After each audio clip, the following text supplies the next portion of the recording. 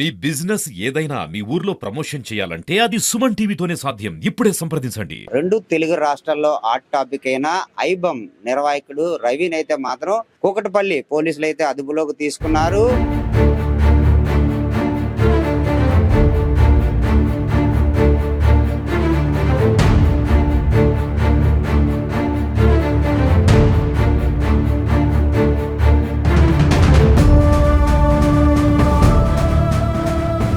మీ అబ్బాయి ఇలాగా పోలీసులు బుక్ చేశారు.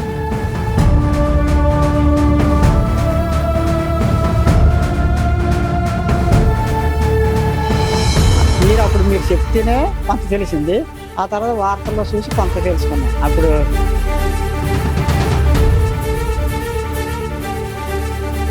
దీనికి పరిణామం గట్టిగా అనుభవించవలసి ఉంటుంది. దాన్ని ఒక తండ్రికి మీరు ఏమనుకుంటారు?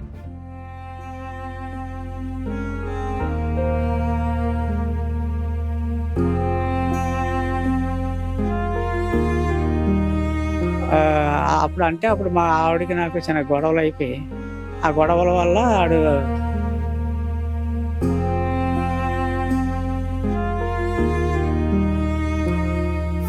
ఆకలితో వెళ్ళిపోయాడండి. ఆడిని అనుకుని తప్పలేదు. ఇలా వెళ్ళిపోతే ఇంటికాడ ఒక్కడైపోయి తినలేక ఆకలితో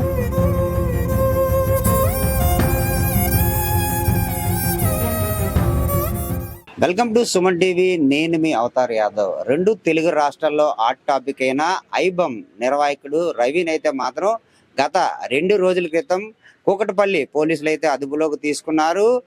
ఏదైతే ఓటీటీలో రాని తెలుగు నిర్మాతలు కొత్తగా నిర్మించుకున్న ఏ సినిమాలు ఏమైనా తెల్లవారి రిలీజ్ అయితే సాయంత్రానికల్లా HD ప్రింట్తో ఆన్లైన్లో దించడంలో దిట్ట అయినా ఈ తెలుగు రాష్ట్రాల్లోనే కాక ఇతర రాష్ట్రాల పైరసీలు కూడా లావాదేవీలు అయితే భారీగా జరిపినట్టే తెలుస్తున్నాయి. దాదాపు 100 కోట్లకు పైగా లావాదేవీలు అయితే జరిగాయి. ఆయన అదుపులోకి తీసుకునే సమయంలో 2.5 కోట్లు అమౌంట్ కూడా ఆయన దగ్గర దొరకడం జరిగింది. చాలా కొత్త సినిమాలకు సంబంధించి ఆ డేటా కూడా ఆయన దగ్గర అయితే మాత్రం కలెక్ట్ చేసినట్టు మనకు తెలుస్తుంది. దానికి సంబంధించి మనతో మాట్లాడడానికి ఆయన తండ్రి విశాఖలోనైతే మాత్రం ఆయన కన్న తండ్రి ఆయన ఉన్నారు. ఆయన అడిగి తెలుసుకుందాం. ఆయన చిన్నప్పటి నుంచి ఎలా ఉండేవాడు, ఆయన ప్రవర్తన ఎలా ఉండేదనే విషయాన్ని మనతో పాటు మాట్లాడడానికి ఆయన తండ్రి ఇమంది చిన్నప్పారావు గారు ఉన్నారు. ఆయన అడిగి తెలుసుకుందాం. నమస్తే సార్. సార్, మొన్నైతే మీ అబ్బాయిని పోలీసులు అయితే పైరసీ కేసులో ఏదైతే తెలుగు సినిమాలు కానీ ఇతర భాష సినిమాలు అయితే మాత్రం పైరసీ చేస్తున్నాడని చెప్పేసి కూకట్పల్లి పోలీసులు అయితే మాత్రం అదుపులో తీసుకున్నారు. దీన్ని మీరు ఏ విధంగా సమర్థిస్తారు? నాకేమో తెలుసు కదా సార్, సమర్థించడానికి నాకేం తెలీదు. నిన్న ఉదయం మా తమ్ముడు పేపర్ చూసారట, అలా మధురవాళ్ళు ఉన్న తమ్ముడు టీవీలోనే నెట్లో నాట్లోనే వస్తున్నాయట. మా వాళ్ళు అక్కడి నుంచి అలా ఫోన్లు చేస్తాను. ఏమర్రా అంటే ఇలాగా మీ అబ్బాయి ఇలాగా పోలీసులు బుక్ చేశారు ఇలాగని తెలిసి చెప్తాను. అప్పుడు నేనేటి చేస్తున్నానంటే నా సెల్ యూట్యూబ్ కొడితే మొత్తం అన్ని రకాల ఛానల్స్ వాళ్ళు ఇస్తాను. ఎందుకు ఇలా చేశాడు, ఇది ఏంటి, ఎందుకు ఈ బాధ మనకి? నేను పోయింది, మనకు ఉండేది మన చాలు కదా. ఇలాంటి తప్పుడు పనులు మనకెందుకు? అది సరైన పద్ధతి కాదు అనేసి నేను బాధపడ్డాను. ఈలోగా మీ విలేకరులు ఒకరు వచ్చేసారు. మీరు చెప్తేనే కొంత తెలిసింది, ఆ తర్వాత వార్తల్లో చూసి కొంత తెలుసుకున్నాను. అప్పుడు మీకంటే నాకే తక్కువ తెలుసు, మీకే బాగా తెలుసు అన్నీ. కాబట్టి ఆడి గురించి నేనేం చెప్పలేను. అంటే మీ అబ్బాయి మీ దగ్గర నుంచి ఎప్పటి నుంచి కలిసి లేరండి? ఆ పెళ్ళి అవ్వకముందే చిన్నప్పుడే ఆడు హైదరాబాద్ వెళ్ళిపోయాడు. హైదరాబాద్ వెళ్ళాడు చిన్నప్పుడే. అప్పుడు మా ఆవిడకి నాకు చిన్న గొడవలు అయిపోయి, ఆ గొడవల వల్ల ఆడు మనిషి దగ్గర చటాపట్లు అయిపోయాం. ఆ తర్వాత హైదరాబాద్ ఎవరో ఫ్రెండ్ని పట్టుకొని హైదరాబాద్ వెళ్ళి అక్కడ వర్క్ ఏదో నేర్చుకొని ఆడు బతుకుతాను. సర్లే ఏదో బతుకుతుంట కదా అని అనుకున్నాం. అంతే, ఇలాగ నెట్వర్క్ అది చేసుకుంటున్నాడు అని. చాలామంది కుర్రోళ్ళు నాకు తెలుసు అండి, వాళ్ళు ల్యాప్టాప్లు అవి కొనుక్కొని ల్యాప్టాప్లో ఏదో వర్క్ చేసుకొని డబ్బులు వస్తాయి చేసుకుంటారు అని విన్నాను. ఓన్లీ ఈడు అలాగే బతుకుతున్నాను అనుకున్నాను. కానీ ఇలా పక్క ల్యాప్టాప్లు చేస్తున్నాను, పక్క పనులు చేస్తున్నాను నాకు తెలదు. అంటే ల్యాప్టాపే వర్క్, కానీ ల్యాప్టాప్ వర్క్ అనే తెలుసు. కానీ ఇలాంటి చేయవలసిన అవసరం ఏమొచ్చింది? చేసినా ఆడు చేస్తాడని తెలియదు. 100లో 1 తెలిసినా 100% చెప్పినా నేను ఖచ్చితంగా ఫోన్ చేసి ఆడికి చెప్తాను. ఆడు ఎన్నయ్య అంటే పోనివ్వండి, ఆడ తర్వాత ఆడిష్టం. ఇప్పుడు ఎలా దొరికాడు అలాగా మనం చెప్పిన తర్వాత దొరికాడు అనుకోండి, ఆ తర్వాత ఆడ అనిపిస్తాడు. కానీ చెప్పడం మన ధర్మం కదా, చెప్పాలా, చెప్తాను. మనకి ఏటి తెలదు, ఏటి తెలియనప్పుడు ఏటి చెప్తాం చెప్పండి. అంటే చిన్నప్పుడే ఆయన వెళ్ళిపోయారు అంటున్నారు, మీ భార్యతో ఇబ్బందులు ఉన్నాయి అంటున్నారు. మరి మీకు టచ్ లో ఉన్నాడు మీ అబ్బాయి? అప్పుడు తర్వాత కొన్నాళ్ళు టచ్లో లేడు. ఆడు ఆకలితో వెళ్ళిపోయాడండి. ఆడిని అనుకుని తప్పలేదు. ఆడు ఆకలితో ఎన్నాళ్ళుంటాడు ఒక్కడ ఇంట్లోనే. మా ఎవరో లేవు, ఒలిమట్టి నేను ఎదురు వెళ్ళిపోయింది, మా ఆవిడ వెళ్ళిపోయింది, ఇలాగ అయిపోయాం. మా అమ్మాయి అయితే మా పిన్ని ఊరింటికి వెళ్ళిపోయింది. ఇలాగ వెళ్ళిపోతే ఇంటికాడ ఒక్కడే అయిపోయి తినలేక ఆకలితో ఏం చేస్తారు, ఎవరు ఏం చేస్తారో మనకు తెలదు. ఆకలితో ఎవరో ఫ్రెండ్ని పట్టుకొని హైదరాబాద్ వెళ్ళిపోయి వర్క్లే నేర్చుకొని ఆడి కాలు మీద ఆడు నిలబడి ఏదో చేసుకుంటున్నాడు. మనం ఆడికి లేకపోతే ఎట్టేవాళ్ళం కాదు. ఆడు ఈరోజు సంపాదిస్తుంటాడు, మనం అడిగోళ్ళం కాము. ఆడి ఇచ్చినా నాకు అక్కర్లేదు. నాకెట్టి భగవంతుడు ఎట్టింది భిక్ష నాకు చాలు. అంటే పెళ్లి చేసుకున్నాడు అని అంటున్నారు, దగ్గరుండి మీరే చేశారా మామూలుగా? నేనే చేశాను సార్. అంటే నేను చూసిన సంబంధాలు ఆడికి నచ్చి కావు. ఆ తర్వాత మళ్ళీ హైదరాబాద్ వెళ్ళి వచ్చాడు. నేను పలానా దగ్గర మా అమ్మాయిని చూశాను, మాకు ఇద్దరు నచ్చాము, పెళ్లి చేసుకుంటాను, మీరు అడగండి వచ్చాను. అన్నీ మీకు నచ్చింది కదా, అడగడం ఎందుకు, మేము వచ్చేస్తాం, నిశ్చితార్థం అది చేస్తాం అనేసి మా పెద్దలు తీసుకొని వెళ్ళి అక్కడ నిశ్చితార్థం అది చేసుకొని వచ్చాము. తర్వాత కొద్ది రోజులకే ముహూర్తాలు ఆలే పెట్టించి మాకు డేట్ చెప్పారు. ఇలాగా వెళ్తాడితే కళ్యాణ మండపం కూడా మా అబ్బాయి అది కలిపి బుక్ చేసుకుంటారు. మీరు ట్రైన్ ఎక్కాము, వెళ్తే అక్కడ బస్సు వచ్చింది, రైల్వే స్టేషన్. బస్సు ఎక్కితే తన కళ్యాణ మండపం కూడా తీసుకెళ్ళిపోయాను. పెళ్లి చేసాము. ఆ తర్వాత పెళ్ళి అయిపోయిన తర్వాత అక్కడ మళ్ళీ ట్రైన్ ఎక్కి వచ్చాం అంతే. ఆ తర్వాత పెళ్ళి అయిన తర్వాత మా అబ్బాయి మా కోడలు వచ్చారు తర్వాత మళ్ళీ మా మనవరాలు సంవత్సరాల మా మనవరాలు పుట్టిన తర్వాత వచ్చారు మళ్ళీ. అప్పుడు సింహాసనం వెళ్ళిన తల తీయించాం. మరి అంతకన్నా మనం చేసేది ఏముందండి, మనం చేసే పని మనం చేయాలి. చేశాను కదా, అంతవరకు నేను చేశాను. అక్కడి నుంచి నేను చేయలేను కదా, అక్కడనే ఒక పక్క డ్యూటీ చూసుకోవాలి. ఎన్ని సెలవులు ఇస్తారు వాళ్ళు మాత్రం, ఏదో ఒక రోజు అప్పుడప్పుడు ఇస్తారు, కానీ మాకు ఎక్కువ సెలవు మనకు కావాల్సినప్పుడు వాళ్ళు ఎవరు కదా. అలా అయిపోయింది. ఎలాగో ఎందుకు కష్టపడైనా సరే మన పనులు మనం చేసాం. అక్కడి నుంచి వాళ్ళు బతకాల. మనకు మా అమ్మ బాబు అది చేయలేదు, నాకు రూపాయి ఆస్తి ఇవ్వలేదు నాకు. నేనే కష్టపడి లోన్లు పెట్టుకొని దప్పదప్పాలుగా ఇల్లు కట్టుకున్నాను. కమ్మలిల్లు ఉండేది, ఎవరో కావాలని వెనకాల అగ్గెట్టిస్తారు. అవన్నీ మనకు తెలుసు, కానీ ఇంకెందుకు ఇవన్నీ చెప్పుకున్నా మనకు వేస్ట్. అంటే చిన్నప్పుడు మీ దగ్గర ఉన్నారన్నారు, ఒక్కడు ఉన్నారన్నాడు. చిన్నప్పుడు అసలు ఏం పని చేసేవాడు? చదువుకునేవాడా బాగా, లేకపోతే ఇటువంటి పనులే చేసేవాడా? చిన్నప్పుడు ఏడు చేస్తారు సార్, మీరు చెప్పండి. చిన్నప్పుడు ఏడు చేస్తాడు, ఆడే పని చేస్తాడు. చిన్నప్పుడు మన దగ్గర ఉన్నాడు, చదువుకున్నాడు, కాలేజీకి వెళ్ళాడు, స్కూల్కి వెళ్ళాడు, 10th వరకు ఇక్కడ చదివాడు. తర్వాత కాలేజీలో వేసాను, కాలేజీ పాస్ అయ్యారు. మరి అంతకన్నా మనం ఏం చేస్తాం సార్, చిన్నవాళ్ళమే. మన పెద్ద కోటీసులు అంటే కార్ల మీద స్కూల్కి పంపించాలంటే బస్సులో వెళ్ళారు, బస్సులో వచ్చేసారు, చదువుకుంటారు, వచ్చారు. అంతవరకే. వండెట్టడానికి అలా అమ్మ ఉండేది, వండెట్టేది. నీకు ఇప్పుడు ఇలాంటి పని చేస్తున్నాడని తెలిసింది కదా, ఇప్పుడు ఏదైతే పైరసీలు చేసి బెట్టింగ్ యాప్ల ద్వారా డబ్బులు సంపాదిస్తున్నాడు, ఇది తప్పు అని అసలు మామూలుగా మీకు తెలిసినట్టు మీకు ఏమనిపించింది? అది ఎప్పుడు తెలిసింది? 24 గంటలు అయింది తెలిసి. మీకంటే నాకే లేట్ తెలిసింది. మీకే బిఫోర్గా ఉన్నారు, మీకే బాగా తెలిసింది. నాకేం తెలియదు కదా. ముందుగా ఎప్పుడో తెలిస్తే కొన్ని చెప్పిన ఒక అర్థం ఉంది. మీకు తెలుసు కదండి, మీరు చెప్పారు కదని అంత అర్థం.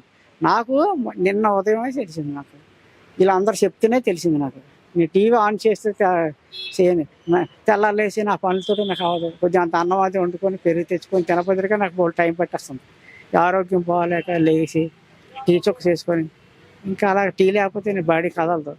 ఇలాగే మనకున్న ప్రాబ్లం నాకు ఉంది. తెలిసిన తర్వాత మీరు ఏ విధంగా తీసుకున్నారు దీన్ని? నేనేం తీసుకోవడానికి ఏమీ లేదు సార్, నా చేతిలో ఏముంది తీసుకోవడానికి. ఇప్పుడు ఆల్రెడీ అప్పుడు పోలీసులు చేతులు తిప్పినప్పుడు మనం ఏం చేయగలం చెప్పండి? మనం ఏం చేయలేం. ఒక తండ్రిగా చెప్పండి, మిగతా తండ్రులకి కానీ మిగతా పిల్లలకి కానీ ఇటువంటి పనులు చేయడం తండ్రిగా మీకు ఏ విధంగా అనిపిస్తుంది? తెలిస్తే ఏ తల్లిదండ్రులని చెప్పాలి, తెలియకపోతే మరి ఎవరేం చేయలేం. ఇప్పుడు ఎంతోమంది రకరకాల పిల్లలు ఉంటారు, రకరకాల ప్రవర్తిస్తారు. ఇప్పుడు ఎవరో అమ్మాయి ఉంటుంది, ఎవరు ప్రేమించి వెళ్ళిపోతాంటారు మా ఊర్లో. సపోజ్ అదే ముందుకు తల్లిదండ్రులకు తెలిస్తే దెబ్బలాడతారు కదా, తెలియకుండా వెళ్ళిపోతారు. దానికి వాళ్ళు ఏం చేయలేరు, వాళ్ళ బాధ్యత ఏం కాదు. అలాగే ఇప్పుడు వీడు తెలిసేది, వీడు చేసిందో మనకు తెలియదు. తెలిస్తే మనం హెచ్చరించడానికే బాగుండు. కొన్ని ఆడైనా ఏంటంటే తెలివిగా అమ్మో నా కోసం ఎదుగుతున్నారు పోలీసులు, అమ్మ లాభం లేదని చేసిన తప్పు క్షమాపణ కోరుకొని ఆ పనులు మానుకోవాలి. కానీ పోలీసులుగా ఛాలెంజ్ చేశారు అన్నారే, అది చాలా తప్పదు. పోలీసులు సేవ చేస్తా వీళ్ళకి ఎలా చేయాలో అది తెలియదేటి, మనం చెప్పలేటి. నా పోలీసులు చెప్పినంత పెద్దవాడినట్టు. ఇప్పుడు శిక్ష అయితే దీనికి పరిణామం గట్టిగా అనుభవించవలసి ఉంటుంది. దాన్ని ఒక తండ్రికి మీరు ఏమనుకుంటారు? గట్టిగైనా మెత్తగైనా మన చేతిలో లేని పని సార్ అది. అది ఎంతవరకు ఏం తప్పు చేశాడో అది పోలీసులకు కోర్టులకి తెలుస్తుంది. నేను దాని గురించి నేను చెప్పలేను, చెప్పినా అది పనికి మాలిన న్యూస్ అవుతుంది. వాళ్ళకి నేను చెప్పినోడిని అవుతాను. కాబట్టి అంత సీన్ మాకు లేదు. మనం చెప్తే ఇప్పుడు పట్టుకున్నారు సారు, సజ్జనార్ సార్ పట్టుకున్నారు, సార్ వదిలేయండి సార్ అంత వదిలేస్తారు, ఆయన వదలరు. లేదు పట్టించుకోండి సార్ అయితే నేను చెప్తే వాళ్ళు పట్టించుకుంటారా? లేదు.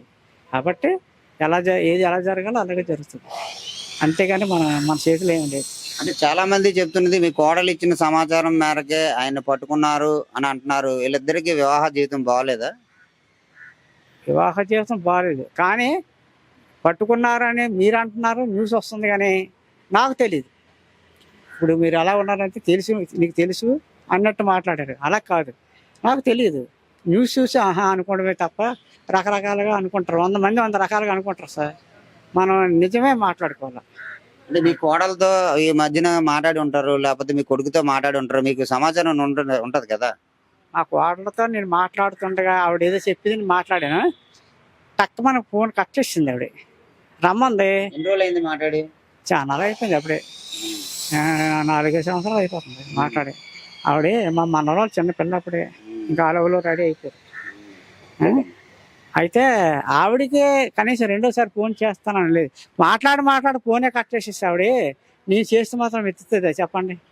ఇంకేం నేను ఒకటంటే ఆవిడ ఒకటి అంటుంది. రమ్మంటది. నా ఆరోగ్యం బాగాలేదు, నా కళ్ళు ఆపరేషన్ అయ్యి, 2 కళ్ళు ఆపరేషన్ అయ్యి, నాకు ఇన్ని బాధలు ఉన్నాయి, గ్లూకోమా ఉంది, బీపీ వచ్చింది, ఇప్పుడు ఈ మధ్య బీపీ వచ్చింది, బీపీ కాదు షుగర్, ఈ మధ్య షుగర్ కూడా వచ్చింది. ఇలాగ తిన్నంత తిండి లేదు. నేను అక్కడికి వెళ్ళి ఏం పోటాడుతాను, అమ్మా నేను చెప్తాను, కావాలితే ఇక్కడ మీరు తప్పు ఉప్పులు కావాలితే ఇక్కడి నుంచి చెప్తాను, ఇది ఏదైనా మీరు తప్పు అంటే చెప్పండి, దానికి పరిష్కారం కూడా నేను ఇక్కడి నుంచి చెప్తాను, నేను వస్తాను, ఎంత కష్టపడి రావాలా, నేను అక్కడికి వచ్చినా నేను అదే చెప్పాలా, ఇన్ని బాధలు పడిని వస్తాను అనుకో, చెప్పాను అనుకో, నువ్వు వినవో ఆడు వినవో, నా ఎంత శ్రమ కష్టం నాకు వేస్ట్ అయిపోద్ది, నా ఆరోగ్యం బాగాలేదు. ఏదో గొడవలు వస్తాయి, పెళ్ళైన తర్వాత భార్యాభర్తలు అయిన తర్వాత గొడవలు వస్తాయి, మీరు మాట్లాడుకొని ఏదో అడ్జస్ట్మెంటే బతకాలి. మీకు పాప ఉంది, దాని బతుకు పాడు చేయకండి మీరు అని కూడా చెప్పానండి. చెప్తే ఇలా మాట్లాడుతూనే ఉన్నాను, ఫోన్ కట్ చేసింది ఆవిడ. ఆఖరిగా మీ అబ్బాయి మీతో ఎప్పుడు మాట్లాడాడు? 2 నెలలు అంతా అయిపోయింది. 2 నెలలు. అది ఎక్కడి నుంచి మాట్లాడాడు మీ అబ్బాయి? అది ఎక్కడండి, హైదరాబాద్ నుంచి మాట్లాడతాడు. ఎక్కడి నుండి మాట్లాడానని నేను అంటున్నా, ఫోన్కి మనకు తెలియదు కదా, సిగ్నల్ పలానా ఊరని మనకు తెలుసు. విదేశాల్లో ఉంటున్నాడు, హైదరాబాద్ వస్తేనే పట్టుకున్నామని చెప్తున్నారు. మీతో ఎప్పుడు 2 నెలల క్రితం మాట్లాడాడు అన్నారు. అది ఎక్కడి నుంచి మాట్లాడాడు? ఇక్కడ హైదరాబాద్ నుంచా విదేశం? అదే సుత్రం ఆయన. అది ఫోన్ మనకు ఎక్కడి నుంచి మాట్లాడదు మనకు తెలదు. ఫోన్ మాట్లాడటం వరకే మనం. అది ఎక్కడ 2 నెలల క్రితం ఏంటి మాట్లాడాడు మీతో? మామూలు దేనిగుండా మాట్లాడిందండి. మామూలుగా క్యారేజ్ పంపండి, నువ్వు తింటున్నావా, ఏది పంపించాలా, కూర ఏదో పంపించి, వద్దునైనా ఏ కూర వద్దు, నువ్వు పంపిస్తే ఎక్కువ పంపిస్తావు, అది నాకు వేస్ట్ అయిపోద్ది, నాకు వద్దులే, పంపించింది కూడా బాగోలేదు, నాకు వద్దు, ఇక్కడ ఏదో దొరికిందో తింటాను తెచ్చుకుంటాను, నాకు లేదు, నువ్వు పంపించని చెప్పాను. అది ఎంత డబ్బు ఖర్చు పెడుతున్నాడు అని, ఎంత డబ్బు వస్తుంది, ఏ విధంగా వస్తుందని ఏ రోజు మీరు ప్రశ్నించలేదా? అంత వస్తుందో నాకు తెలిస్తే కదా ప్రశ్నించడానికి. ఎంత డబ్బు వస్తుందని మీరు భలేగా అడుగుతాను, తెలిసినట్టే మాట్లాడుతాను. ఎంత డబ్బు వస్తుంది అని నాకెలా తెలుసు? నాకు తెలిసి ఎంత డబ్బు వస్తుందని, ఎంత డబ్బు వస్తుంది అని తెలిస్తే అప్పుడు అడగవచ్చు. తెలిస్తే ఇంత డబ్బు వస్తుంది కదా, నీకు ఎలా వస్తుంది, తప్పుడు పని చేస్తాను వస్తుందని అంటారు కదా. తెలిసినట్టు ఏమనిపించింది అసలు? ఈ విషయం తెలిసినట్టు మీకు సడన్గా ఏమనిపించింది? ఏమనిపించలేదు, అయోమయం అయిపోయింది. అయోమయం అయిపోయి నాకు బుర్ర తిరిగింది అంతే. అంతకని ఇంకేమో బజ్జి చెడ్డ ఇలాగా అలాగా అనిపించలేదు. ఏటి కర్మరా బాబు, దాంతో 12 నెలలు పడ్డాను, మళ్ళీ ఇప్పుడు నీటి కూడా పడాలా, ఆ పోలీసులు కానీ వచ్చారంటే నాకు భయం, మన చెయ్యని తప్పుగా వాళ్ళు ఏం చేస్తారో అని భయపడ్డాను. కానీ భగవంతుడి దగ్గర పోలీసులు వాళ్ళు రాలేదు, నన్ను ఎవరేం ఇబ్బంది పెట్టలేదు. ఇది ఐబం నిర్వాహకుడు రవికుమార్ తండ్రి చెప్తున్నది. నాకు తెలిసి ఉంటే ముందే నా కొడుకుని మందలించేవాడిని, కానీ నాకు నిన్నటి వరకు కూడా తెలియదు, నిన్న మీ అందరికీ తెలిసిన తర్వాత నాకు తెలిసిందని చెప్తున్నాడు. కానీ అతనైతే రవికుమార్ అయితే మాత్రం చేసింది అయితే మాత్రం చాలా పెద్ద నేరం. ఏదైతే తెలుగు సినిమా ఇండస్ట్రీనే ఆ కుదేలైపోయే పరిస్థితికి తెల్లవారి సినిమా రిలీజ్ అయితే సాయంత్రం హెచ్డి క్వాలిటీతో సినిమాలు అయితే నెట్లో పెట్టేసేవాడు. దీంతో చాలా మంది నిర్మాతలు అయితే చాలా ఇబ్బంది పడ్డారు. ఇంత జరుగుతున్న తండ్రికి తెలియదు అని చెప్పేసి ఈ విషయాన్ని అయితే చాలా ఆలోచించవలసిన విషయమే. ఎందుకంటే దాదాపు 100 కోట్లకు పైగా లావాదేవీలు జరిగాయని పోలీసులు ఇప్పటికే అనుమానం వ్యక్తం చేస్తున్నారు. ఆయన దొరికినప్పుడు దాదాపు 2 కోట్లకు పైగా క్యాష్ దొరికింది. ఏదైతే అదే ఆ డిస్క్ లో కూడా చాలా సినిమాలు కూడా కొత్త సినిమాలు కూడా దొరకడం జరిగింది. కానీ ఇంత జరుగుతున్న తన తండ్రికి ఏమీ తెలియదని మాత్రం ఇక్కడైతే ఆయన చెప్తున్నారు. ఆయన 2 నెలల క్రితమే ఆయనతో కూడా చాలా సంభాషించారంట. ఏదైనా అవసరమైతే తన తండ్రికి ఫుడ్ కూడా ఎప్పుడైనా కావాలంటే అడిగేవాడంట. అడిగి పార్సల్ కూడా ఆర్డర్ చేసి తెప్పించేవాడని కూడా వాళ్ళ తండ్రి చెప్తున్నాడు. కానీ ఇన్ని జరుగుతున్నప్పుడు కూడా వాళ్ళ తండ్రికి ఏ విషయం నిన్నటి వరకు తెలియదని చెప్పి వాళ్ళ తండ్రి అయితే ఇప్పుడు చెప్తున్నాడు. కానీ ఇటువంటి ఘటనలు అయితే మాత్రం ఏ తండ్రికి కూడా రాకూడదు. కానీ ఈ విషయంలో మాత్రం ఆ తండ్రి అయితే మాత్రం నాకు తెలియదని ఇప్పటికీ ఆయన చెప్తున్న పరిస్థితి కనబడుతుంది. చూస్తూనే ఉండండి. మరిన్ని అప్డేట్స్ కోసం సుమన్ టీవీ కెమెరా పర్సన్ రాజుతో అవతార్ యాదవ్, సుమన్ టీవీ, విశాఖపట్నం.